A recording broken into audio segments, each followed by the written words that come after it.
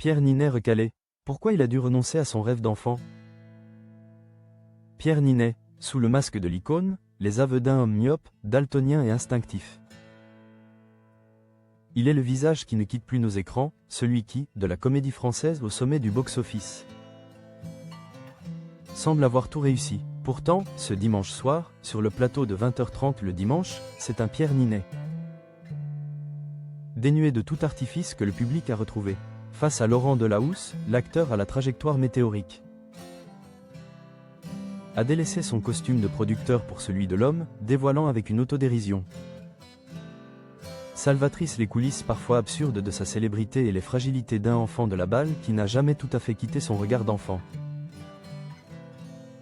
L'art du contre-pied, des Césars aux trottinettes électriques.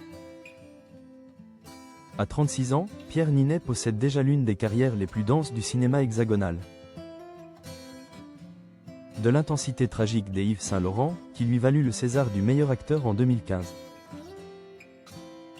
À la noirceur de ses rôles récents, il a su prouver une plasticité rare. Mais alors qu'il vient présenter Gourou, son nouveau projet ambitieux attendu pour le 28 janvier 2026, Ninet a préféré évoquer une publicité pour des trottinettes électriques. Dans un récit surréaliste qui a déclenché l'hilarité du plateau, il a raconté sa rencontre improbable avec une marque nommée Trottiplus. Jonglant avec des objets incongrus en Bermuda, l'acteur a rappelé que la gloire n'exclut pas le ridicule. Et que c'est précisément dans ce lâcher-prise qu'il puise sa force. Pour lui, la liberté se niche partout, même sur YouTube.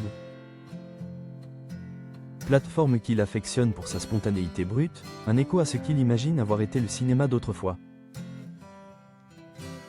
C'est dans la confidence personnelle que l'entretien a pris une tournure plus touchante. Invité à imaginer ce qu'aurait pu être sa vie s'il n'avait pas été porté par le souffle de la comédie, Pierre Ninet a dressé un portrait de lui-même sans concession, loin de l'image de l'acteur infaillible. Oubliez le service en salle ou la rigueur scientifique. Avec une sincérité désarmante, il a énuméré les obstacles à sa reconversion.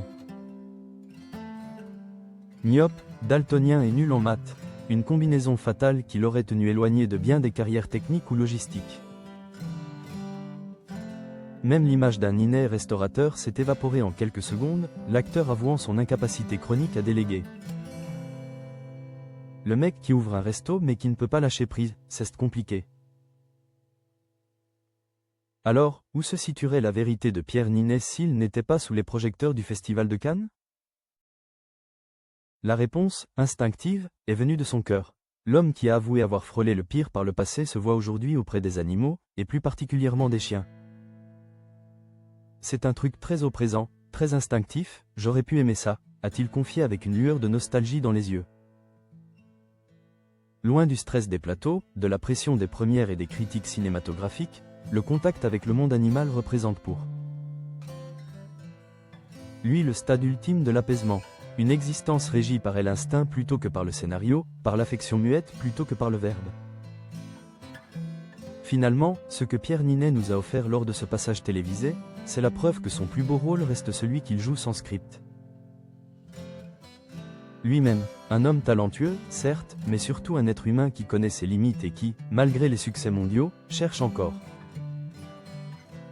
Comme nous tous, cette petite part de paix intérieure au milieu du tumulte.